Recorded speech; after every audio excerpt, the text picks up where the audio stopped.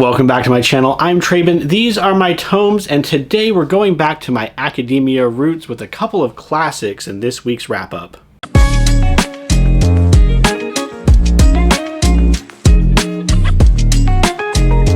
Before we get started today, let me know down in those comments, what is your favorite classic? Mine is The Count of Monte Cristo by Alexander Dumas. And be sure to stay to the end of the video where I'll talk about channel plans for the rest of this week. I am catching up on some of my literary criticism reads for next year, and one that's been on my TBR cart for a while. We'll start with the older one. This was the literary criticism pick for 2 years ago, I want to say, and that is Silas Marner by George Eliot. I listened to most of this on audiobook as I was traveling from here to a friend's house over the weekend. It really did put me into that classic literature mode where there are a very strong core cast of characters. There is a lot of rich description, and for a good while, there is plot points that you're not quite sure how are going to converge at the end for a satisfying story. The introduction and afterword of my particular copy, which is the Signet Classic 150th Anniversary Edition, did do a lot of legwork in kind of prepping me for why is this considered such an important part of the canon? Why is this such an important seminal work? And how it was positioned in Eliot's other works coming off of her success from her previous 2 novels. Especially the afterword gave me something to think about as far as how this was crafted as kind of an anti-fairy tale. It very much has the fairy tale setting and the fairy tale themes with the pastoral landscape and the miser turned good, heart of gold. It also has this Cinderella moment toward the end, which is subverted, which I found very interesting. I did find parts of the book a little bit overwritten, and I think that is just a sign of its time, right? That is just a result of when it was written. And in fact, the afterword talks about how for Eliot, this is fairly reserved text. This is not overly verbose if you look at the whole of her work. If you are looking for a classic work of literature, I think it is a good pick. I did find listening to the audiobook very cozy. It helped me follow along with the prose a little bit better than reading the book, because I felt like I got bogged down in some of that archaic language, and the story flowed a lot better listening to the audiobook. My second classic for this week is Lost in Yonkers, a Neil Simon comedy. So this is a play. It did not take particularly long to finish, maybe 2 hours total. And I wonder about the comedy part of this. I would really like to see this performed, and I've talked with my students many times about how reading a play is not how it was meant to be consumed. So I feel like a lot is lost without the actors and the emotion and the movement across the stage. For me, this was a very gripping family drama centered around a grandmother who had survived World War II Germany, and the result, along with the death of 2 of her children, left her very embittered and resenting the world around her. She is a very hard woman. She is very callous and unfair, but you get a really good sense of where that comes from, and also how each of the members of this family have been broken as a result of that trauma passed down through the generations. I did not find myself laughing at this comedy at too many parts, but I did find the character work absolutely excellent. While that comes at the cost of these long soliloquies of uninterrupted speeches that characters give, which breaks the reality of it a little bit, I do feel like I have missed the depth of characterization that some of these classic works really delve into and deliver these complex characters and no clear answer as to what is the right thing to do in this situation. I would recommend this one if you're a fan of literary fiction and you're looking for something a little bit different but still has that focus on character and focus on depth and relationships, interplay between the different characters, revealing different facets of their personality, of their backgrounds, of their worldview, in just a couple hundred pages. It's a pretty good text if that is what you're looking for. My last book read for this week was How to Survive Camping: The Man with No Shadow. I personally really enjoyed this. This is another one that I listened on audiobook for the vast majority of it. This was on my return trip. I really did enjoy the disjointed nature of the early parts of the story. I know it's my understanding that this started as like a creepypasta post, so that kind of explains why there's a bit of a disconnect in the early parts of the story. So this story follows Kate as she is trying to prevent people in her campground from getting taken by monsters and ghoulies in the night. She has a set of camp rules that are a mix between genuine camp setup instructions and really weird esoteric, like don't follow the lights into the forest. I'm a big fan of those lists that kind of take a left turn and do something weird and you're like, wait, what is going on? It's a very good hook for the story. One of my few complaints with the book is how the progression of the story kind of demystifies a lot of that initial intrigue within the list. Some have said they feel like the story drags because the early parts don't have connective tissue like you would hope they would. But I kind of liked it as just this like person whose job it is to run this camp, like their day-to-day, their slice of life is just like, oh, I'm having to deal with this random thing, I'm having to deal with this random thing. And it does culminate into a climax toward the end of the book. So it's not as if there is no plot to be had. And there's a very obvious part in the middle where Kate is questing for different items. I liked a lot of the folklore it brought in. I liked a lot of the monsters and creepy things that were going on.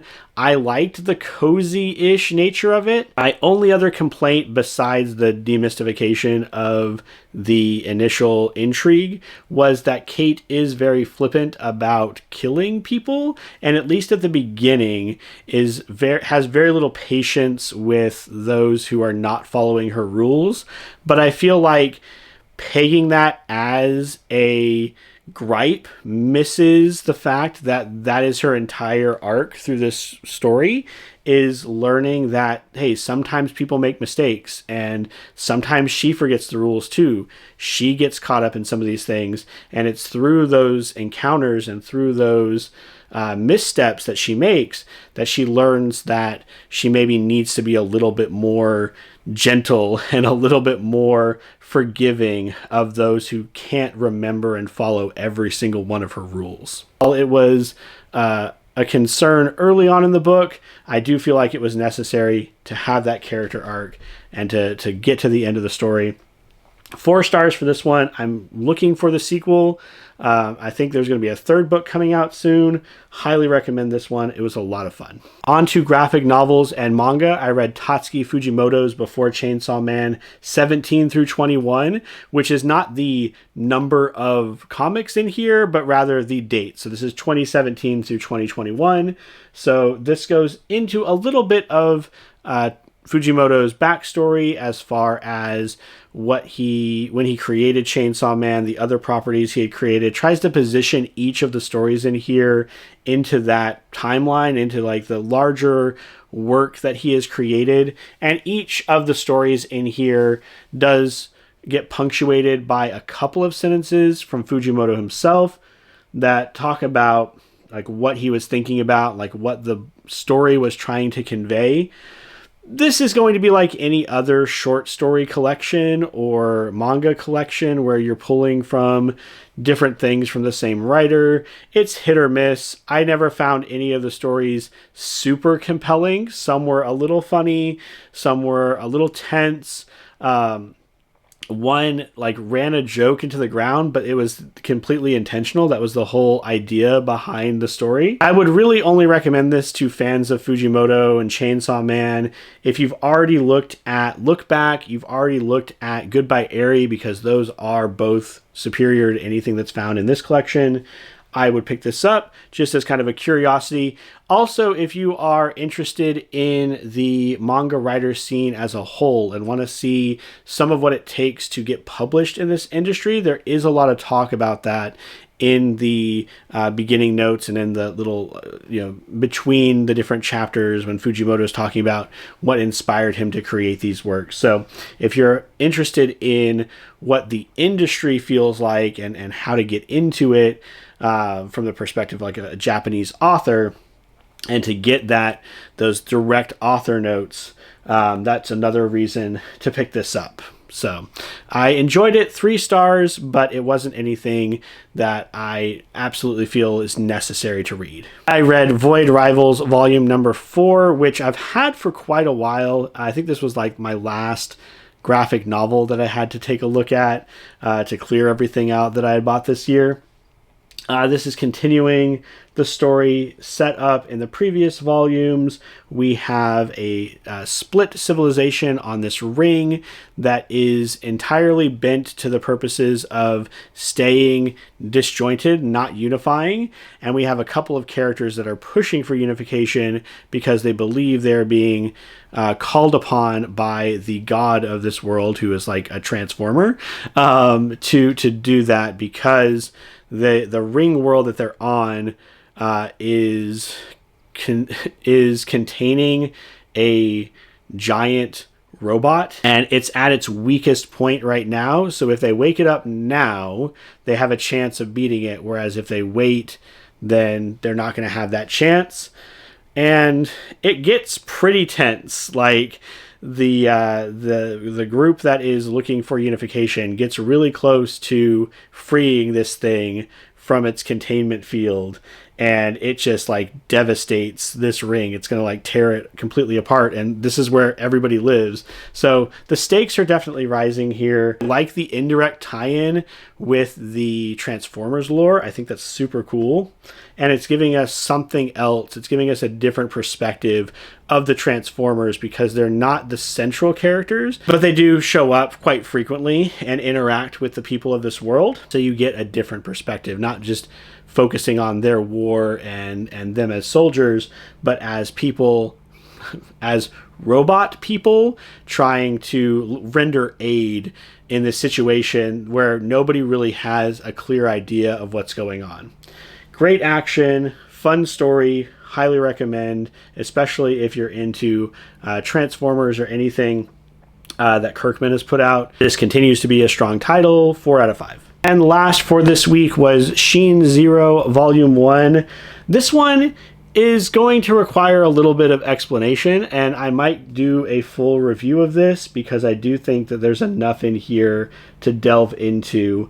But the elevator pitch here is basically that the concept of Super Sentai, of Power Rangers, has moved past these superheroes defending our world against some sort of otherworldly incursion, because the incursion stopped, but we didn't stop having superheroes. We didn't stop having these people that could transform and pilot these giant mecha and things like that. And so what gradually happened is that there was an uberization. It's actually defined on the back of the book here, an uberization of the concept of Sentai. So now there are all these private organizations that send out Sentai people to deal with whatever the client wants to pay for. So if you take a low-level job, you might be guarding like a grocery store and making sure that nobody is stealing. If you take a higher-level job, you might be helping the cops with like some mafia business, or doing something that deals with like higher order crime. The characters we follow are all disillusioned youth that have various different idiosyncrasies and issues. A lot of teen angst in here, but in a way that felt very real and also felt unique to each character's lot in life and where they find themselves, what they're trying to achieve by being part of this Sentai program. One is a struggling mother, one who's trying to get finances through basically the Sentai version of OnlyFans. And seemingly our main character, the Green Ranger here, is honestly like a very talented youth, and he is kind of got his whole career laid out ahead of him, and he seems to be taking this job as a way to buck against that system. Very intelligent, he does really well at school, he has a bright future if he wants to pursue college and his career, but there's something about that he doesn't find appealing, and he wants to have that adrenaline rush. He wants to have something exciting and be the center of attention for something other than his brains. An oddly compelling setup. Like, I wouldn't have thought that the economics behind Super Sentai in the real world would be something that would be so captivating and interesting to read, but here it is. I do believe this one got 4 stars. Another one that I would highly recommend if you are a fan of the Sentai. You want to see something within that space that's unique and not just another action shonen. Pick it up. It's good. I know this video is coming out a little bit later than my usual scheduled time. Yesterday I did a Pixels and Paperback stream for the demo of Funky, which is a word creation game, and talked a little bit about books I've read recently that are helping to build my vocabulary. Saturday night at 10 o'clock, we'll have our regular stream here on the channel. Not sure if it's going to be reading sprints or another productivity stream because I really want to get that Book Nook finished. And then my Sunday video will be my TBR for the upcoming Summerween Readathon, which is running from the 3rd to the 9th of July.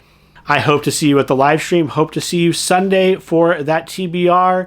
As always, I hope your reading journey is going well. Don't forget to like, comment, and subscribe so we can grow this corner of our BookTube community. And until the next one, take care.